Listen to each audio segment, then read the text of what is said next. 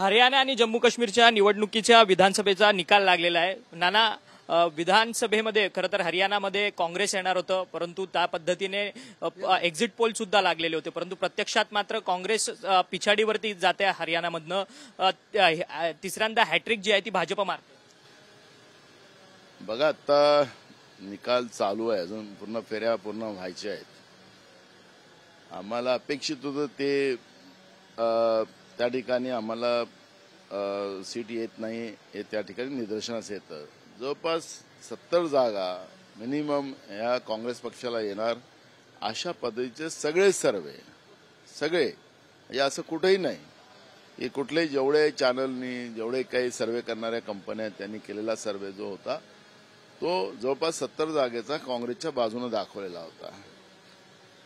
आता जनतेचं मत हे ईव्हीएम मशीनमध्ये बदलत असेल अशी चर्चा जेव्हा लोकांमध्ये होते, हे आमचा आरोप नाही आहे. आम्ही ईव्हीएमवर आरोप करणार नाही, कारण की जी मतपेटी आहे, जी निवडणूक आयोगाला वाटतं की तिथं बिलकुल पारदर्शक होते आहे. निवडणूक आयोग सातत्यानं सुप्रीम कोर्टात सांगतं की पारदर्शक आहे, पण जनमत हे ज्या पद्धतीनं या निकालाच्या पहिले सर्वेच्या माध्यमातून आलेलं होतं त्यालाही दुर्लक्ष करता येत नाही, एवढंच आम्हाला म्हणणं आहे. बघू, आता फेऱ्या चालू आहेत. आम्हाला होप आहे की आम्ही काँग्रेस त्या ठिकाणी सरकार बनवेल. जम्मू काश्मीरमध्ये 370 कलम हटवल्यानंतर पहिल्यांदा निवडणूक होते आणि त्यात काँग्रेस मुसंडी मारताना पाहायला मिळतोय. नॅशनल कॉन्फरन्स बरोबर तुमची युती आहे, जवळपास तिथे तुम्ही सत्ता स्थापनेच्या पुढे गेलेला आहात, संख्याबळाच्या पुढे. बघा, ज्या काश्मीरच्या बद्दलच्या घोषणा भाजप सातत्यानं करत होतं की आमचं सरकार आलं की 370 हटवू, मग त्या ठिकाणी कायदा सुव्यवस्था आतंकवाद सगळ्या संपेल, अशा ज्या घोषणा करत होत्या त्या सगळ्या फोल होत्या, त्या प्रामाणिक नव्हत्या, त्या अप्रामाणिक होत्या. आणि म्हणून जम्मूमध्ये सुद्धा ज्या जम्मूचं जास्त हे करत होते त्या जम्मूमध्ये सुद्धा काँग्रेसनी जोरात मुसंडी मारलेली आहे. राहुल गांधीच्या नेतृत्वावर त्या ठिकाणी जम्मूमध्ये विश्वास ठेवलेला आहे. काश्मीरमध्ये, लेह लडाखमध्ये सुद्धा मोठ्या प्रमाणात त्या ठिकाणी काँग्रेसला मतदान झालेलं आहे. त्यामुळे जी अप्रामाणिकता भाजपची देशाच्या प्रती राहिलेली आहे, जम्मू काश्मीर म्हटलं तर तिथल्या काश्मीर पंडितांचा इश्यू होता. भाजपच्या काळात उलट काश्मीरी पंडित तिथून त्यांना सोडून पळावं लागलं. त्यांना त्यांच्या घरी जाऊन आतंकवाद्यांनी मारलं. एक काटेंगे तो 100 लाएंगे, 56 इंची का सीना है, कुठं गेला तो? काश्मीर पंडितही त्या ठिकाणी सुरक्षित राहू शकले नव्हते. आणि म्हणून जम्मू काश्मीर आणि लेह लडाखच्या जनतेने निर्णय केला आणि काँग्रेसच्या बाजूने त्या ठिकाणी मतदान झालेलं आपण पाहतोय. परंतु हरियाणामध्ये ज्या पद्धतीने हरियाणा पंजाबमधले शेतकरी सातत्याने वारंवार आंदोलन करत होते त्याचा कुठेतरी भाजपला फटका बसेल अशी चर्चा होती, परंतु तिसऱ्यांदा सलग हॅट्रिक भाजप सत्ता स्थापन करतंय हरियाणामध्ये. तुम्ही कुठेतरी कमी पडलात का काँग्रेस म्हणून? निकाल लागू द्या, तुम्हाला काय काही झाली एवढी मोठी? निकाल अजूनही जनतेच्या मनात काँग्रेसच्या बाजूची भूमिका आहे. तुम्ही जे काही मुद्दे उपस्थित केले त्या प्रश्नाचं उत्तर तुम्हीच दिलं की तिथला शेतकरी नाराज आहे, तिथले तरुण नाराज आहेत, प्रत्येक जाती धर्माचे लोक नाराज हरियाणामध्ये आहे. आणि जो सर्वेमध्ये मी सुरुवातीला सांगितलं की सर्वेमध्ये सुद्धा जनतेचा कौल हा काँग्रेसच्याच बाजूने पाहायला मिळत होता. निकाल पुन्हा अजून हाती लागायला आहेत आणि त्यामुळे तिथे छोटे मतदारसंघ असतात, 100, 200, 300 मताचा फरकाचं त्या ठिकाणी हे असतं. त्यामुळे आपल्याला अजूनही निकाल येऊ द्या, त्यानंतर त्याच्यावरची चर्चा करू. परंतु ईव्हीएमच्या संदर्भात सातत्याने प्रश्नचिन्ह जे आहेत ते निर्माण केले जातात. तुमच्या देखील अनेक नेत्यांनी या निकालाच्या संदर्भात, हरियाणाच्या संदर्भात ईव्हीएम वरती प्रश्नचिन्ह निर्माण केलेले आहेत. महत्वाचं म्हणजे ईव्हीएम हे सेफ आहे का? बघा, तिथले जे आताचे मुख्यमंत्री आहेत सैनी, ते गेले 2 दिवसापासून बोलतात आहेत.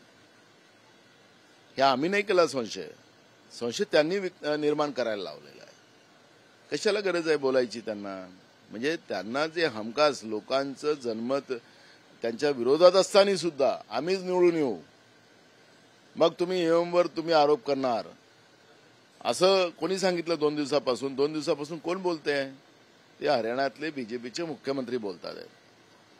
का बोलावं, कशासाठी बोलावं, या प्रश्नाचं उत्तर बीजेपी देणार आहे का? आमचा ईव्हीएम बद्दलचा आता आम्ही काही आक्षेप घेत नाही. आम्ही जे तुमचे सर्वे येत होते, सगळ्या चॅनलचे सर्वे येत होते आणि सगळ्या सर्वे कंपनीचे सर्वे ते काँग्रेसच्याच बाजूने होते आणि 70% हे काँग्रेसच्या बाजूने मतदान त्या ठिकाणी होते असं चित्र दाखवत होतं आणि म्हणून हा प्रश्न तिथल्या जनतेच्या मनात निर्माण झालेला आहे, हा आमच्या मनात नाही आहे. जनतेला उत्तर द्यावं बीजेपीने.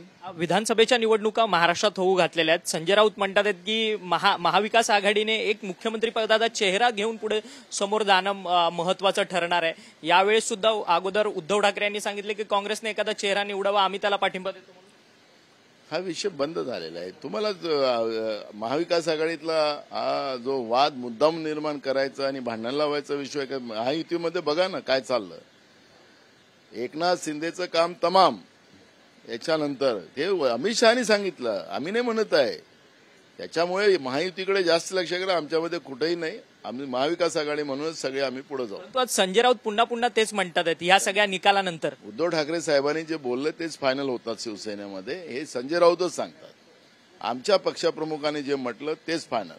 संजय राऊत आता खाली काय बोलतात त्यांच्याकडे काय लक्ष करतात. आज राज्यभर संपूर्ण कंत्राटदार जे आहेत ते आंदोलन करताना पाहायला मिळतात. जवळपास 40,000 कोटींची बिलं थकलेली आहेत या संपूर्ण बांधकाम विभागाकडे. सरकारचा दिवाळा निघालेला आहे, यांनी महाराष्ट्राचा दिवाळा काढलेला आहे. एकनाथ शिंदे आणि भाजप प्रणित सरकारने हे दाऊसला गेले, तिथंही आपल्यावर कर्ज लादून आणले, तिथून नोटीस पाठवलं राज्य सरकारवर की आमचं तुम्ही बिलं दिलेली नाहीत, थकीत बिलं द्या, हॉटेलचे असतील, जेवणाचे असतील आणि कोट्यावधी रुपयाचे आहेत. हे जिथं जातात तिथं उधारी करून ठेवतात. तर कंत्राट ठेकेदारांची काय परिस्थिती, आणि आज ठेकेदार पूर्ण आंदोलन करतात आहेत.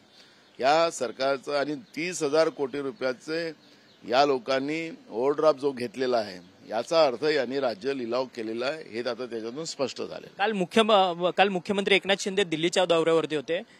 अमित शहाची भेट झाल्यानंतर मुंबईत आले. आज सगळेच कार्यक्रम त्यांचे रद्द झालेले आहेत. मुजरा करायला गेले असते. परंतु कुठेतरी दबाव मुख्यमंत्री एकनाथ शिंदेवरती आहे का या सगळ्या संदर्भात? काय मोजऱ्यामध्ये काहीतरी चुकलं असेल.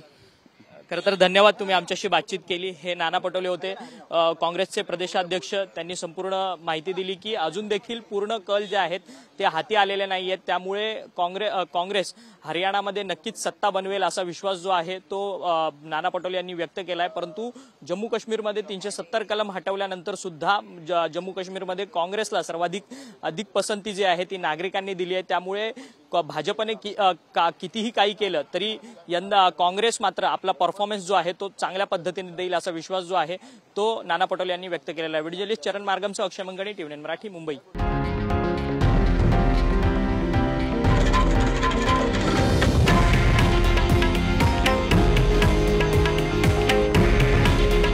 हे आहे देशातील नंबर 1 न्यूज नेटवर्क आणि आपण पाहत आहात टीव्ही 9 मराठी. काळजी तुमची, हित महाराष्ट्राचं.